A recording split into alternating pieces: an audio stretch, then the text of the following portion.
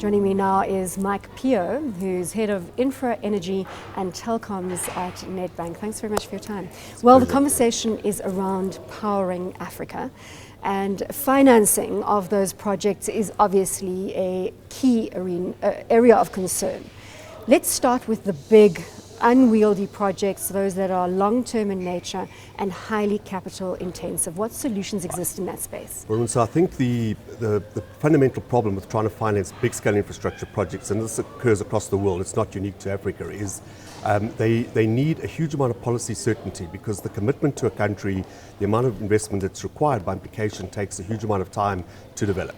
So you need to have an agreed policy framework in the country, you need the regulatory environment to accommodate that policy framework, and then you need to find bankable projects.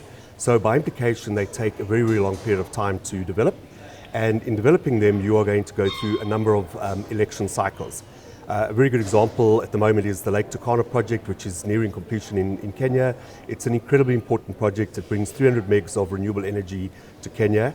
But it took 10 years from the day in which the project was conceived to the day in which the funds actually moved through the door and that the project was banked. You know, that key point of consistency in terms of policy is absolutely crucial. To remain for that life cycle, 10 years at least, for example. So you are going to cross political parties, presidents, etc., and you need to have that consistency through that life cycle, because anything that delays that or a different change in agenda can interrupt the project. Is there money out there, Mike, in your view? Is there money looking for a home, but it's sitting on the sidelines because of the uncertainty surrounding the African continent? There absolutely is. And I think the messaging in every conference that we ever attend is consistent. There is plenty of money where we have that combination of political stability, political commitment, and bankable projects. So bankable projects also means things like the country has got to be able to afford to pay for the power that it's procuring.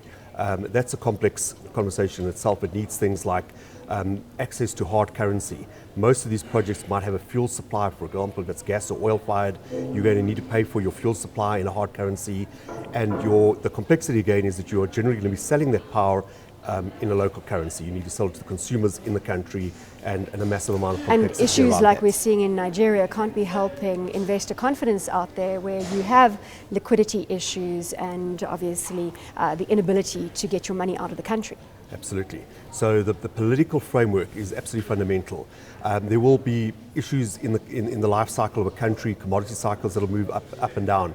All of those are manageable, and a lot of the political risks, for example, are insurable. But it's a very long lead cycle, and therefore countries increasingly need to look at other alternatives rather than just focusing on big-scale, massive baseload projects. Now let's look at the other alternatives and the financing of those smaller projects. They are obviously not as onerous from a timing perspective. Absolutely. So the secret about that is there are two fundamental issues around that. Number one, they're generally procured by entrepreneurs.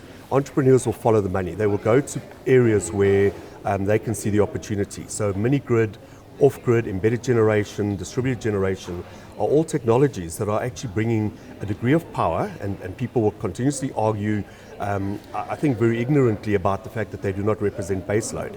But the needs that are required in Africa, where you still have rural communities sitting all over, you have much greater distribution of industrial bases and manufacturing capacity, etc., than you do in very big urbanized countries. So you have to combine the two. You have to provide for the fact that big-scale projects will take a lot longer to procure. What they do is they ultimately bring more stability to a particular area as urbanization increases, for example. But it's got to be coupled with some regulatory certainty that allows small entrepreneurs to go out and provide mini-grid solutions, embedded generation solutions. And that, in my mind, is the only way that Africa ever sort of moves up the curve from the current generation. So it's a combination of the large, people say unwieldy projects, but they are actually moving forward, and those smaller solutions that ultimately will impact the energy landscape in Africa. Absolutely. And just to add a little bit more complexity into the mix, unfortunately, is that many countries still have monopolistic generation capacity. So if you have a very monopolistic environment, they are petrified of this small encroaching world of distributed gen off-grid solutions, where people now can theoretically cannibalize their systems.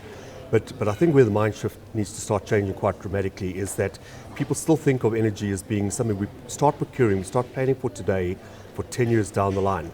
The real reality is that the shifts in technology and the shifts in political regimes, in where people live, means we need to be thinking very holistically. We need to be thinking about catering for the new solutions, because actually So it's almost about changing the mindset in that there are opportunities in the energy space which are completely easy to execute on, if I can just use that terminology. And with plenty of funding that is available then theoretically to back that.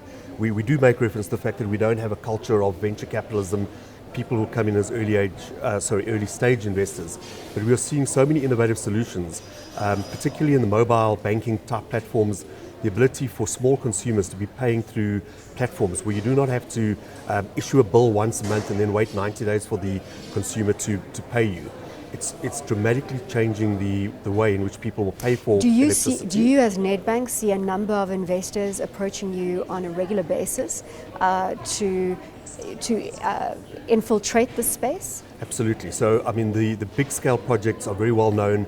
Many of them have been on the drawing boards for the last 10 years. We talk about projects like Grand Inga. The complexities around building something like Grand Inga, which has got to span transmission across so many countries and have 5 or 6 different countries participating in purchasing that power, is impossible. Much of the conversation is that it's already taken 20 years and nothing has happened. Is anything else going to happen in the next 20 years? In my opinion, it's going to take another 20 years. It's so complex, because it is going to cross so many political cycles, that to get the number of countries that you need to all collaborate and cooperate and agree to do certain things, to get it to a bankable point. So in the interim, you've got thousands and thousands of small developers coming up with very good solutions, or who are prepared to take risks, who are prepared to go and fund small communities or provide power to small communities and collect. And we just hear good stories. I think it's absolutely exponential how we're hearing more good stories in that space about people developing solutions and actually earning a return, and then building the next one, and then building the next one.